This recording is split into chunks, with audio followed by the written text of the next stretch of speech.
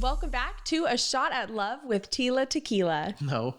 Okay, welcome back to episode 8 of The Bachelorette with Tayshia. Well, JoJo shows up for some girl talk with Tayshia.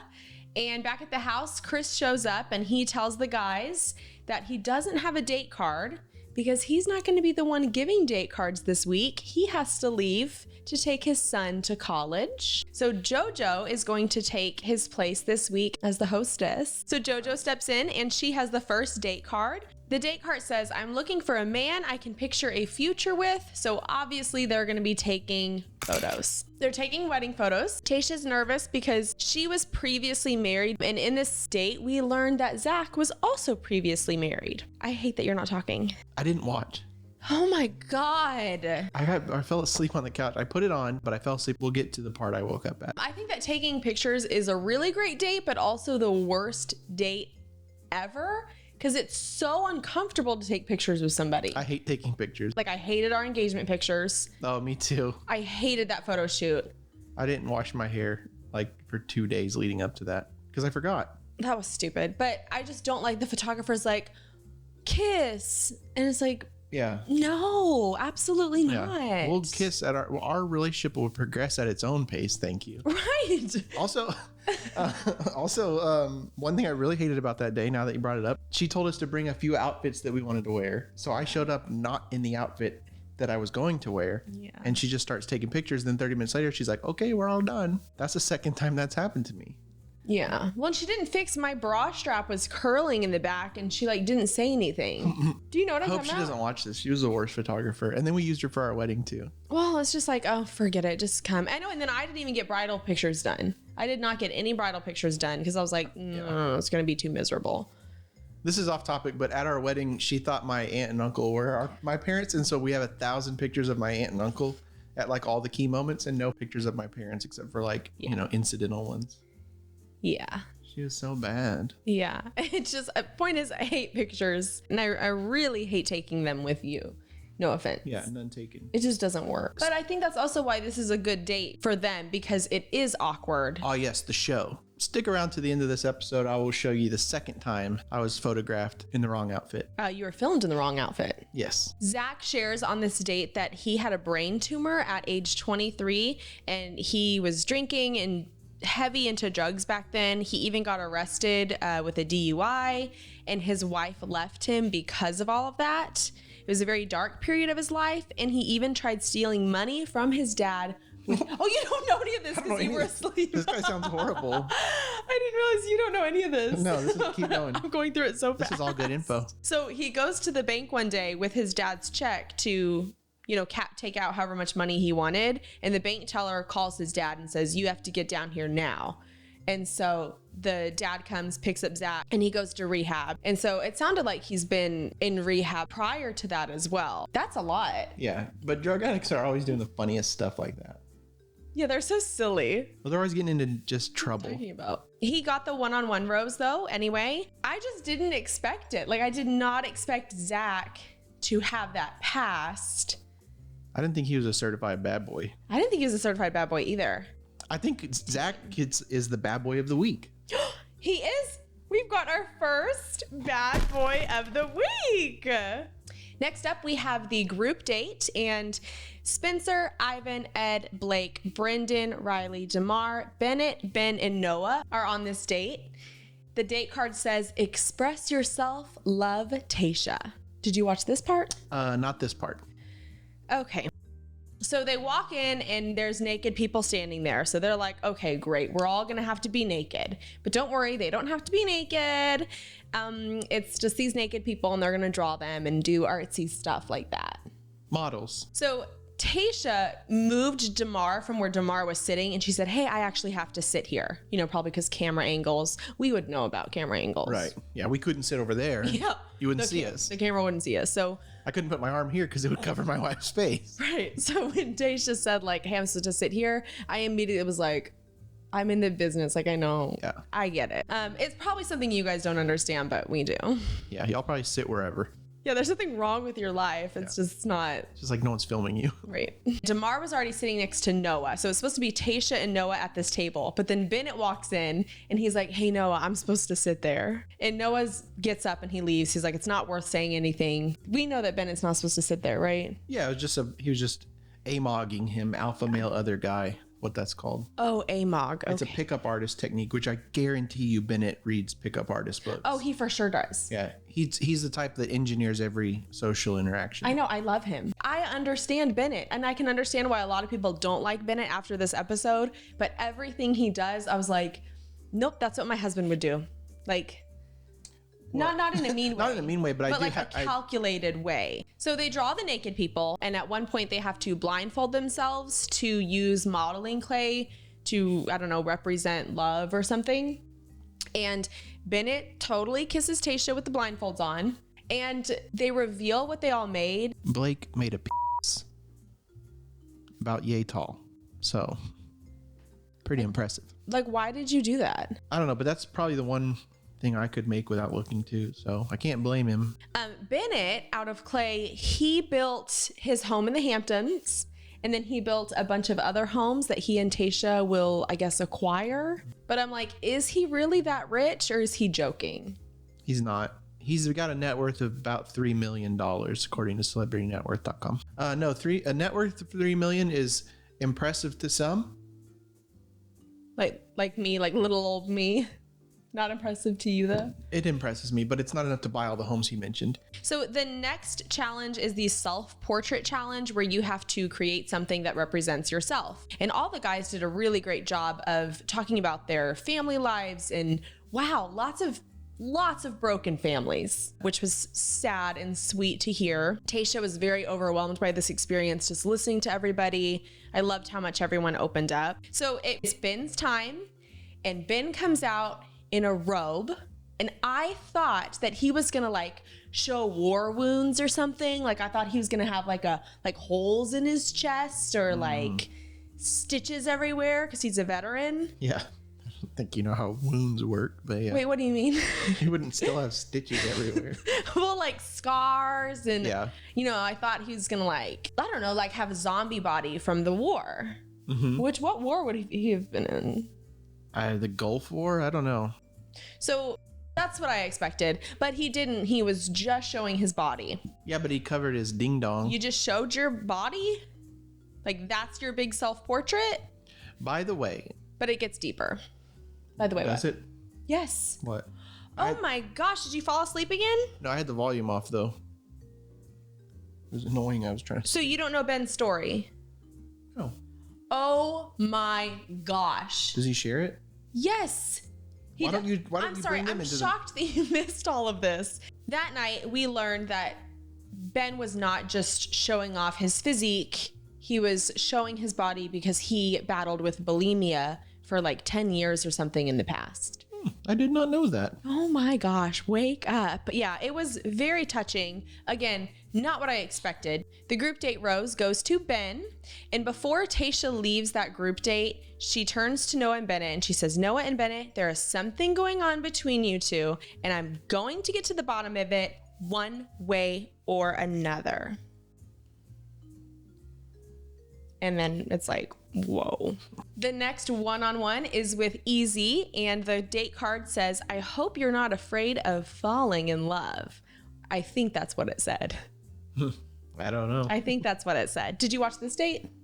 Who was it with? Easy? Easy? No. I saw it. It was in the background. I was doing other stuff. I had the volume off. I get it. It was like night camera or something. I get it. Okay, well, it was ghost hunting.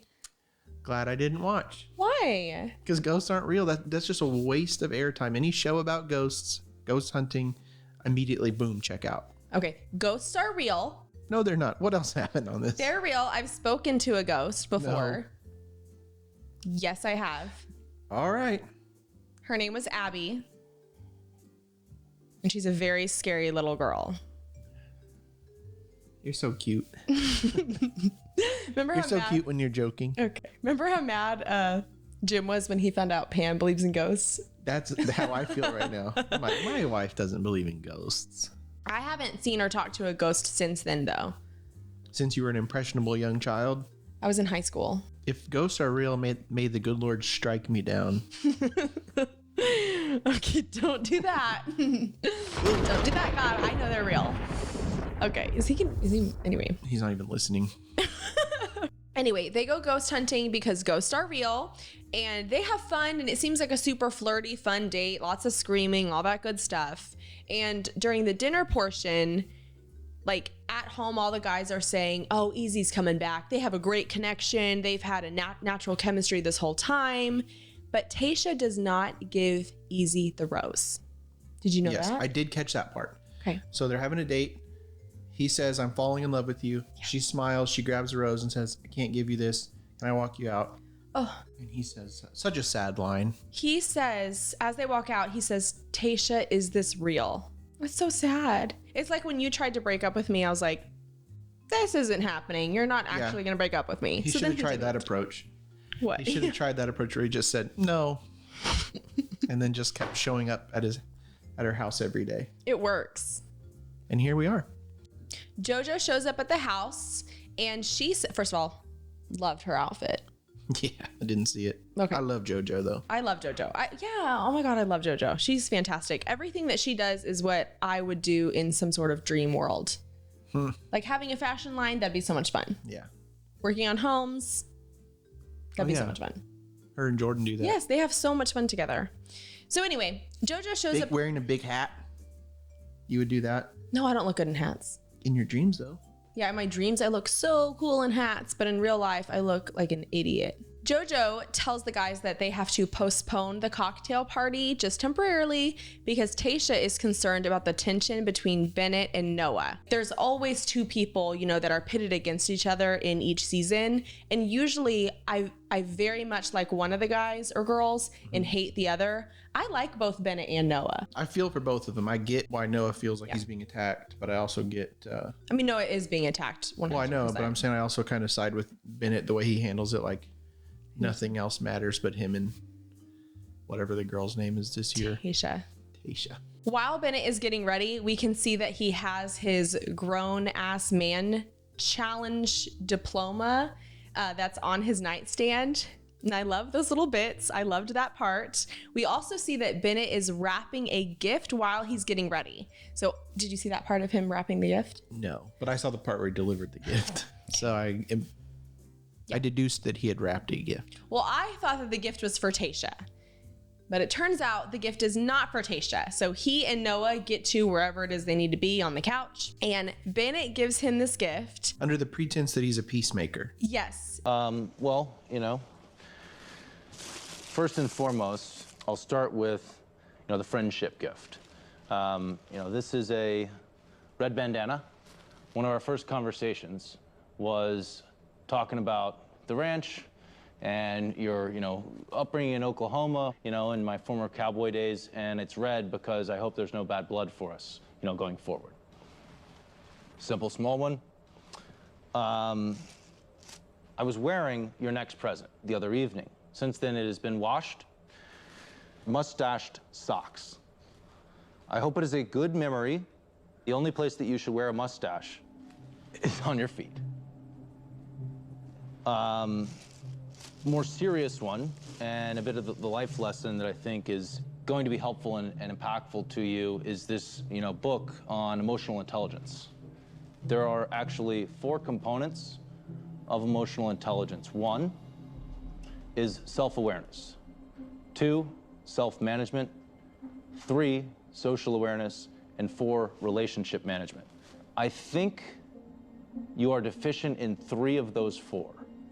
I love how Noah handled himself this whole entire time. I'm really afraid, though, because I'm pretty sure Bennett is going to go home next. It's looking that way. Because Tayshia says, what's in the box? Yes, it ends. It ends with her. Well, first of all, she's going on and on with them. And she's saying, this is frustrating. This is so petty. I'm sitting here listening to both of you guys. This is stupid. Then she looks at the box and she says, what's in the box? And it ends. It's public perception. If the public is turned on Bennett, then he's done. I really hope the public hasn't. Have you turned on Bennett? Yes. Viewers? Because I have not turned on Bennett. I'm still here. I actually turned on Bennett off camera when I checked his Instagram. There's just nothing there. He's got no personality. He's got nothing going. Because he's very calculated. He has to calculate things. But he's bad at calculating because his Instagram is boring. It looks like every time he rents a tux, he posts a picture. And it's just like boring, boring, boring, boring, boring. Way too many filters and way too many borders. No, I want to go to his thing and see what you're talking about. I think I've met too many people like Bennett, and I'm like, I get it. You can meet him and you're like, I get everything you have. There's not much going on there. You're nice, but you're not for me. Have a nice day. Let us know in the comments if you still like Bennett or not. I still do. What else? Thanks for sticking around. Some weeks ago, I told you guys I was in a made-for-television commercial for Sampac 5-star Ford family of dealerships. And now we're going to do the world premiere of the commercial.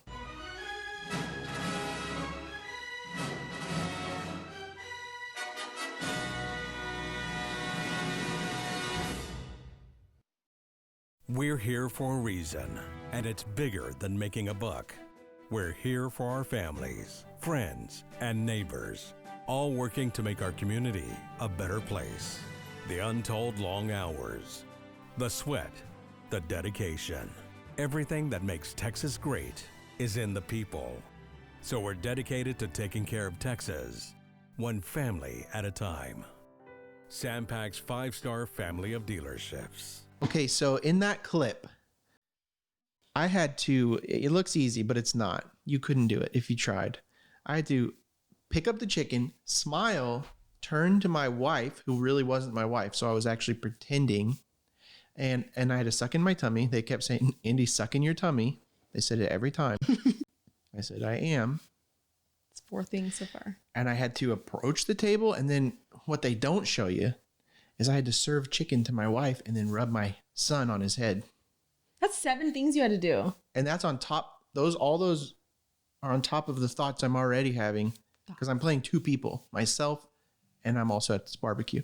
Wow. But the reason I bring it up, the outfit in that shot was the outfit I showed up in because they told me to bring, a bunch of options. So I went out that day and spent like $400 on clothes. And I was like, okay, here's what I got. And the guy goes, just wear what you're wearing.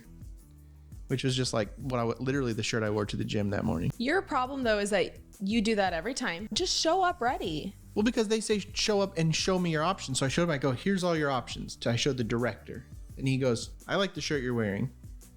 Well, there you go. And I said, what about the pants? And he goes, it doesn't matter. That's hard. Interesting side note though, I will point out this person here, also a good friend I went to high school with, Jake.